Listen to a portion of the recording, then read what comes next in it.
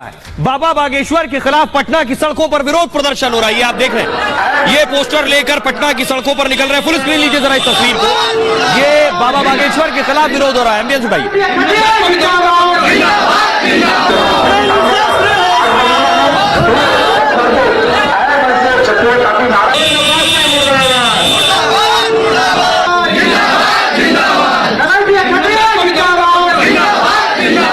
पटना की तस्वीरें मैं आपको दिखा रहा हूं। पटना में बाबा बागेश्वर के खिलाफ ये विरोध प्रदर्शन शुरू हुआ है। और सिर्फ इतना ही नहीं, बाबा बागेश्वर को रोकने के लिए तेज प्रताप ने अपनी सेना बनाई है। देख रहे हैं, तेज प्रताप ने अपनी आर्मी बनाई है। पिछले एक हफ्ते से इसे ट्रेन कर रहे हैं, इसको ट्रेनिंग दे रहे हैं। उनकी तैयारी है कि बाबा बागेश्वर आएंगे, उनके साथ उनके अनुयायी आएंगे तो उनको रोकेंगे तेज प्रताप।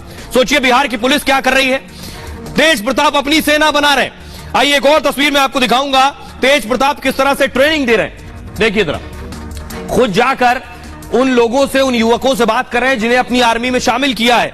लेकिन तेज प्रताप आखिर बाबा को रोकेंगे तो क्या रोक पाएंगे, सवाल यह है। लेकिन तैयारी क्या की है, कैसे रोकेंगे, ये देखिए। सबसे आगे जो आपको नजर आ रहे हैं हरी टोपी में, ये तेज प्रताप है। आगे खड़े दिख रहे हैं आपको, हरी टोपी और हरी पैंट में। तेज प्रताप ने बाबा के विरोध का ऐलान किया है और हिंदू मुस्लिम हुआ तो बाबा का घेराव करेंगे, उनका कहना है। तेज प्रताप ने विरोध के लिए यह संगठन बनाया और संगठन में तेज प्रताप ने आर्मी भी तैयार कर ली है। उनका कहना है आरएसएस की तर्ज पर यह संगठन है डीएसएस, यानी धर्मनिरपेक्ष स्वयंसेवक संघ।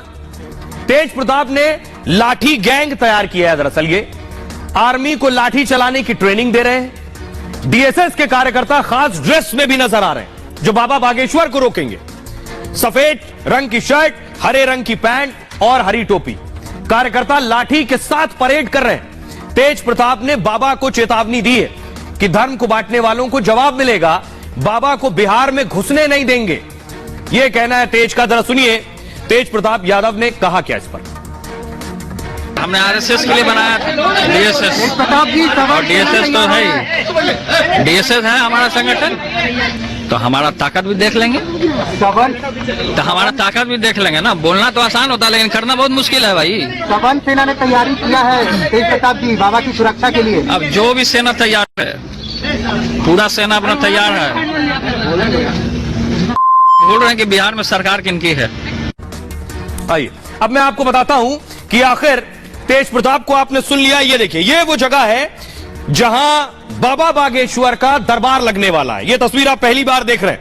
ये तस्वीर नौबतपुर की है। तैयारी चल रही है, बाबा के आने की तैयारी हो रही है। जो कार्यक्रम के आयोजक हैं उन्होंने तैयारी शुरू कर दी है। बाबा बागेश्वर यहां पहुंचने वाले हैं। लेकिन आपको बताऊं, बाबा बागेश्वर ने अपने इस दरबार में आने का न्योता नीतीश कुमार और लालू यादव को भी दे दिया। तेज प्रताप तो विरोध कर रहे हैं लेकिन उनके पिताजी को बाबा बागेश्वर ने बुलावा भेज दिया है। ये आप देख रहे हैं, बाबा के विरोध में है तेज। बाबा ने कार्यक्रम में किसे बुला लिया है? नीतीश कुमार और लालू यादव को न्योता भेज दिया है। 13 मई को बाबा बागेश्वर पटना आ रहे हैं। 13 मई को पहले बिहार के गांधी मैदान में उनकी कथा होनी थी। प्रशासन ने गांधी मैदान में कथा की अनुमति नहीं दी कि हम आपको गांधी मैदान में कथा नहीं करने देंगे। अब पटना के नौबतपुर में बाबा बागेश्वर का दरबार सजेगा। तस्वीर मैंने आपको दिखाई। 13 तारीख से 17 मई तक बाबा बागेश्वर कथा सुनाएंगे। करीब 30 एकड़ में कथा स्थल तैयार हो रहा है और 12 मई को कथा से पहले कलश यात्रा बिहार में निकाली जाएगी। 7,500 कलशों की यह यात्रा निकलने वाली है। यात्रा में 7,500 महिलाएं शामिल होने वाली हैं। आइए अब मैं आपको सुनवाता हूं, सुनिए जरा बाबा बागेश्वर क्या कुछ कह रहे हैं। महाराष्ट्र में बाबा बागेश्वर, उनका विरोध क्यों हो रहा है। उनका कहना है दरअसल मैं हिंदू राष्ट्र के मिशन पर लगा हूं, इसलिए बहुत से विरोधी विरोध कर रहे हैं। सुनिए। और समूचे भारतवर्ष की शान छत्रपति वीर शिवाजी महाराज का जो हिंदवी राज्य की स्थापना का संकल्प था, उस संकल्प को दोहराया है। उस संकल्प को हमने सिर्फ बताया है कि भारत के हिंदू अगर तुम भूल गए हो तो बस अब जग जाओ। जो पूर्व काल में, पूर्व समय में हिंदवी राज्य की स्थापना की बात हो रही थी, हमने उसे हिंदू राष्ट्र के साथ प्रस्तुत किया है। अब लोगों का काम है, हिंदुओं का काम है, हिंदुओं को अगर सुरक्षित रहना है, हिंदुओं को अगर संरक्षित रहना है, सनातन को और आगे तक बढ़ाना है, तो हिंदू राष्ट्र की घोषणा करवाएंगे। और आइए अब मैं आपको बताता हूं, बाबा बागेश्वर जरूर आ रहे हैं। उनकी सुरक्षा को लेकर भी चुनौती है। जिस तरह से उन्हें रोकने की बात की जा रही है, लेकिन उनकी सुरक्षा कैसी होगी, उनका काफिला कैसे होगा, उनकी सुरक्षा बढ़ा दी गई है। सियासी बयानबाजी के बीच बाबा बागेश्वर बिहार पहुंच रहे हैं। 5 दिन बाद राजधानी पटना के करीब उनका कार्यक्रम होगा। बाबा को हाल ही में जान से मारने की धमकी मिली थी। इसके बाद से ही धीरेन्द्र शास्त्री की सुरक्षा बेहद कड़ी है। काफिले में कई गाड़ियां होती हैं। बाबा बागेश्वर अक्सर भक्तों के बीच रहते हैं।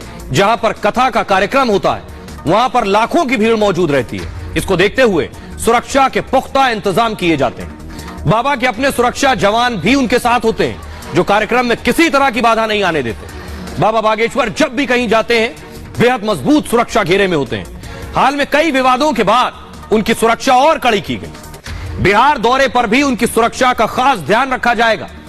कार्यक्रम को लेकर पटना के नौबतपुर के तरेतपाली में जोर शोर से तैयारी चल रही है। बाबा के इस कार्यक्रम को लेकर कहीं विरोध हो रहा है तो कहीं खुलकर समर्थन मिल रहा है। आपको बताते हैं, बाबा जब बिहार में होंगे तो उनकी सुरक्षा कैसी होगी। बाबा का सुरक्षा कवच। पटना कार्यक्रम के लिए सुरक्षा के कड़े इंतजाम किए गए हैं। 300 से ज्यादा जवान सुरक्षा में तैनात होंगे बाबा के। धीरेन्द्र शास्त्री के लिए सुरक्षा कवच तैयार रहेगा। इंस्पेक्टर स्तर के अधिकारी इसका नेतृत्व करेंगे। सब इंस्पेक्टर और दूसरे जवान भी तैनात रहेंगे। इस दौरान बयानबाजी के बाद सुरक्षा व्यवस्था और बढ़ा दी गई है। आइए अब मैं आपको दिखाता हूं। लेकिन इस बीच बाबा का विरोध कौन कर रहा है? तेज प्रताप। बाबा को ढोंगी कह रहे हैं। लेकिन आपको बताने जा रहा हूं एक तस्वीर के साथ कि एक तांत्रिक को आरजेडी ने खुद शामिल किया था अपनी पार्टी में। तस्वीर आप देख रहे हैं। इनका नाम है शंकर चरण त्रिपाठी। शंकर चरण त्रिपाठी तांत्रिक थे। आज बाबा बागेश्वर का विरोध कर रहे हैं। लेकिन शंकर चरण त्रिपाठी को देखिए, किसने शामिल करवाया था, क्यों शामिल करवाया था, कौन है ये शंकर चरण त्रिपाठी? जब एक तांत्रिक को पार्टी में शामिल करवा सकते हैं बाबा बागेश्वर से, आखिर किस बात की परेशानी? ये आप देख रहे हैं, यूपी के तांत्रिक लालू की पार्टी में रह चुके हैं। लालू ने शंकर चरण त्रिपाठी को पार्टी में शामिल किया। कहा जाता है लालू ने तांत्रिक की कई बातें मानी। लालू ने शंकर चरण त्रिपाठी के कहने पर रंगीन कपड़े पहनने शुरू किए। वरना लालू हमेशा आपने देखा होगा सफेद कुर्ते में आपको देखे होंगे। 2015 में तांत्रिक ने कहा रंगीन कपड़े पहनो, तो लालू रंगीन कपड़े पहनने लगे। तब नीतीश के साथ आरजेडी की सत्ता में वापसी हुई लालू की। 2017 में शंकर चरण आरजेडी के राष्ट्रीय प्रवक्ता बना दिए गए। यानी तांत्रिक महोदय को राष्ट्रीय प्रवक्ता बना दिया। लेकिन बाबा बागेश्वर से दिक्कत है। सुशील मोदी ने तब तांत्रिक को लेकर घेरा था लालू को। लालू पर तंत्र साधना करने का आरोप लगाया था। और शंकर चरण त्रिपाठी उत्तर प्रदेश में सेल्स टैक्स अधिकारी थे। रिटायर होने के बाद ज्योतिष की राह पर चल पड़े थे। राहुल पर बयान के बाद लालू ने इन्हें पार्टी से निकाला था। आरजेडी के बाबा बागेश्वर के विरोध पर अब सवाल उठ रहे हैं कि आखिर तांत्रिक से परेशानी नहीं थी, लेकिन एक संत से परेशानी है। बिहार के लोग क्या कह रहे हैं? सरकार और उनके मंत्री जो भी कहें, बिहार के लोगों को सुनिए जरा। आरजेडी को डर इसलिए लग रहा है कि वो हिंदू समर्थक है। बागेश्वर बाबा हिंदू को सपोर्ट कर रहे हैं। ये लोग हिंदू विरोधी हैं, इसलिए डर लग रहा होगा। ऐसा तो डर लगने का कोई उपाय है नहीं। तो समर्थन की बात है कि बागेश्वर धाम पूरा खुलेआम हिंदू राष्ट्र बनाने के लिए समर्थन कर रहे हैं। और ये लोग बोल रहे हैं कि हिंदू राष्ट्र नहीं बनेगा। हो सकता है भी ये कारण हो सकता है। धार्मिक धर्म पाठ है और इसे किसी पार्टी का कोई सम्मेलन तो है नहीं, तो विरोध करना नहीं चाहिए। और ना इससे व्यक्तिगत किसी को फायदा और लाभ हो नहीं रहा है। ये तो अपना अपना सबका चल रहा है कि अपना ज्ञान पाठ करेंगे। हर किसी को धार्मिक होना चाहिए और हर पार्टी में धर्म से जुड़े लोग हैं। हर किसी धर्म को सम्मान करते हैं। सब खाली बकवास है, कोई चीज नहीं है। उनको जहाँ आना है, जहाँ जाना है जा सकते हैं, आ सकते हैं। ना आरजेडी का कोई इसमें रोल है, ना इसमें बीजेपी का कोई रोल है। किसी को फायदा हिंदू धर्म को होगा। तेज प्रताप यादव जो विरोध कर रहे हैं, तो क्या लग रहा है उनके विरोध से बाबा बागेश्वर का कुछ होने वाला है? ये बहुत दुर्भाग्य की बात है कि इस देश में सनातन धर्म से जो लोग आस्था रखते हैं और खासकर बिहार में उस पर कुठाराघात होता है। ये बहुत दुर्भाग्य की बात है। लेकिन लाखों और करोड़ों की संख्या में उनके भक्त हैं और पूरी बिहार की जनता ये साबित कर देगी कि कितने जो है सनातन धर्मी यहाँ पे सनातन धर्म को मानने वाले हैं। ये साधु संतों का देश है और वो धर्म के प्रचारक हैं। वो अपने सनातन धर्म से बिलोंग करते हैं। इसमें किसी तरह का कोई टिप्पणी, कोई तो बाबा बागेश्वर पर एक और विवाद हो गया। एक और विवाद में घिर गए हैं। बाबा बागेश्वर अमूमन अपने बयानों को लेकर विवाद में घिर जाते हैं। देखिए जरा, बाबा बागेश्वर को एक और नोटिस दिया है। इससे पहले बाबा बागेश्वर किन किन विवादों में घिर चुके हैं, जरा देखिए। धीरेन्द्र शास्त्री बयानों को लेकर कई बार विवादों में रहे। संत तुकाराम को लेकर विवादित बयान दिया था। बाबा बागेश्वर का यह बयान वायरल हुआ था।